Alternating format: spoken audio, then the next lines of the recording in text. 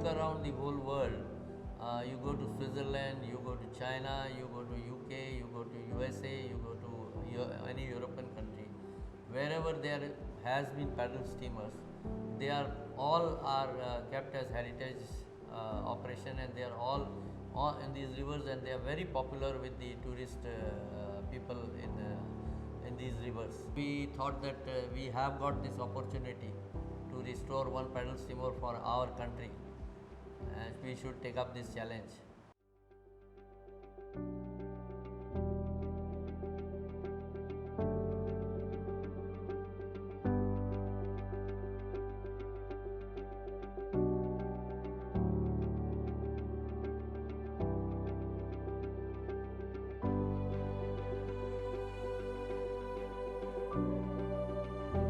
Like first, somebody came to me for waiving some money which was due for Bhopal. I said, what is this Bhopal? They were doing some training on this vessel for a very long time.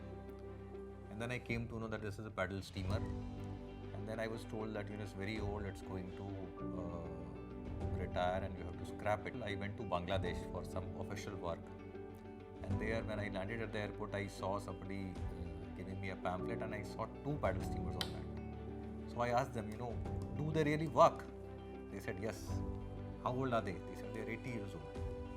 Then I got the motivation, if they are working in Bangladesh, why can't we make it work in our own country?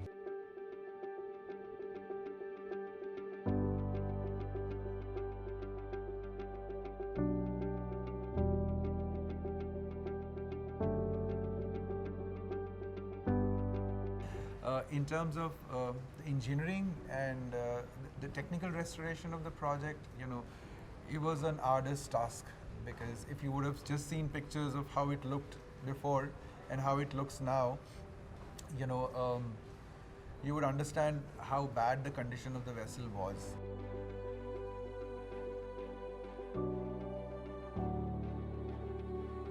There has been a lot of development with regards to technology and how the sailing happens.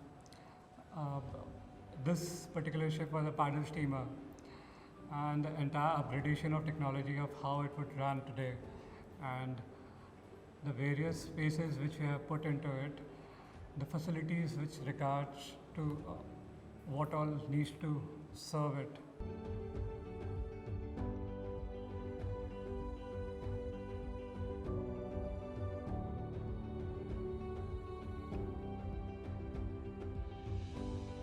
In the process of doing all this, the main difficulties which we faced is that the whole alignment of the paddles alignment was out because the hull structure was in very bad shape.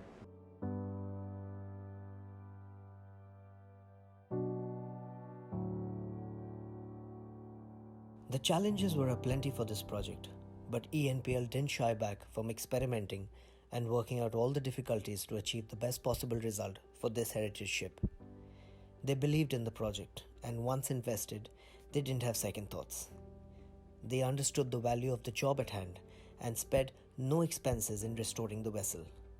This included refurbishing the whole ship with almost 320 tons of steel and 7 tons of Burma teak wood, painting and repairing of the vessel at every junction, changing the entire mechanism of the ship in accordance to today's times.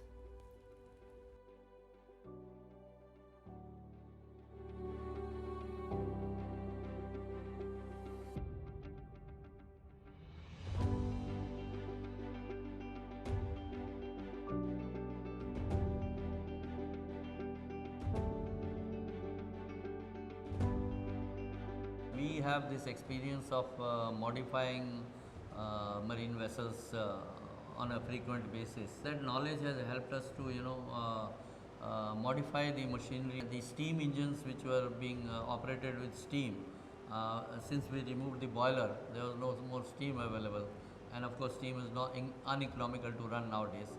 So we have modified the operation of the paddles with electric motor.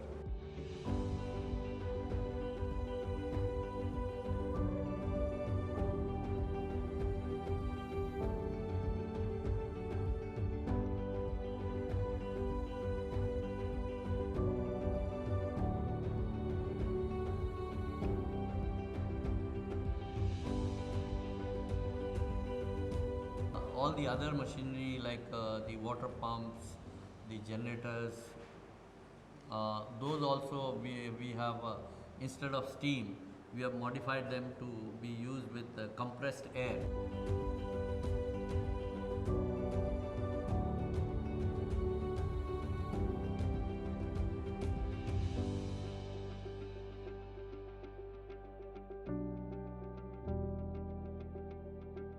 Apart from that, of course, we have modified the hull because the original shape of the vessel on the top superstructure was different, and we have made those hall, cabin, and all this, which is a normal modification. Propulsion mechanism আমরা পুরো নতুন করে design করেছি। কিছু আমাদের কাছে propeller ছিল, কিছু ইনস্ট্রুমেন্ট আরও ছিল, তারপরে ইঞ্জিন গিয়ারবক্স ছিল। আমরা ওগুলো সব মানে ইনস্টল করার জন্য ড্রয়িং ডিজাইন করেছি পুরো।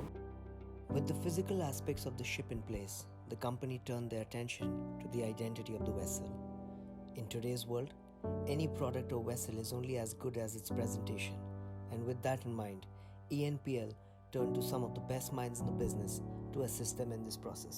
So, in terms of language, if we look at industrial language of design, Art Deco was something that was still lingering on at this point in time. But then you also had schools like the Bauhaus, which had come in by now. So it's an interesting amalgamation.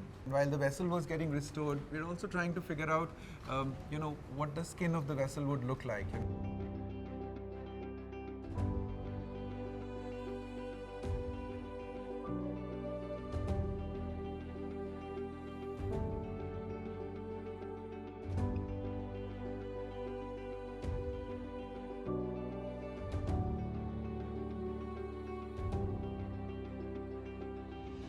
Lower deck, we've kept it very, very rustic and industrial, as I told you before. And for the upper deck, we've tried to make it much more luxurious. So you have an interesting balance of the two.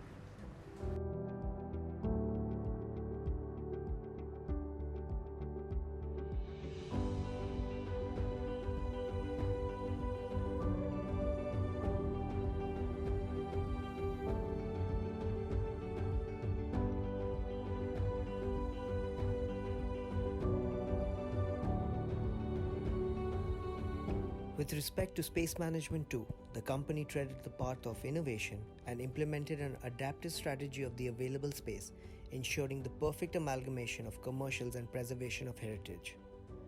A space which was built 60-70 years back was for some other purpose, and to revalidate its usage in the current date will have to brought about a lot of design sensibility, a lot of commercial value to it.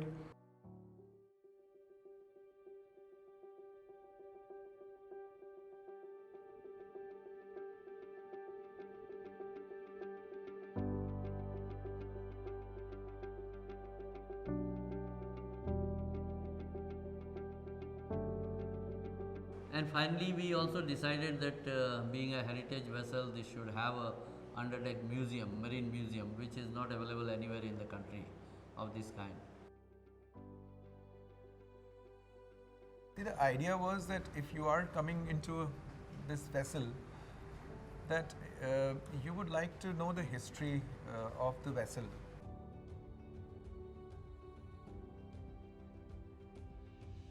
To experience what it is to be on the river and the history of this river, and history of maritime trade, and of course the cultural nuances. There would also be a lot of interactive spaces where you can come in and you may feel like you're in charge of a vessel. So I'll keep that as a bit of a secret at the moment, but there'll be a lot for people to come in and see, especially children. In addition to the museum, the Bengal Paddle also boasts of various other amenities that include a beautiful lounge area in the upper deck,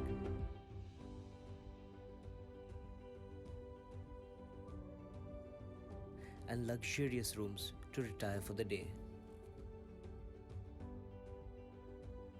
It is something which is heritage, which is modern, and which is experiential. And it's a rare combination. It's It will be open to the public.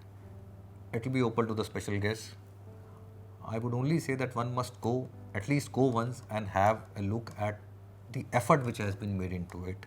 The smaller details, the finer details, such kind of restoration you will see only in Europe, I would say. You know, all the essential elements which have any heritage value have been retained very well. In fact, I'm really happy, I'm really proud of, of this restoration work.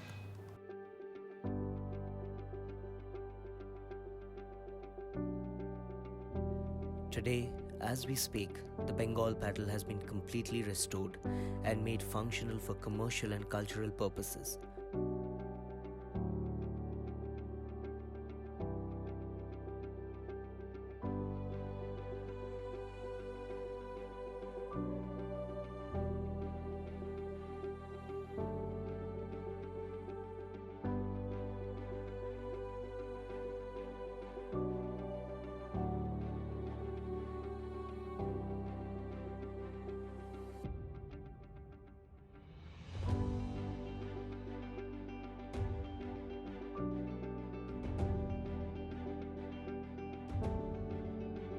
A true testament of perseverance and passion, the vessel is a perfect example of bridging the past with the present to create a beautiful future.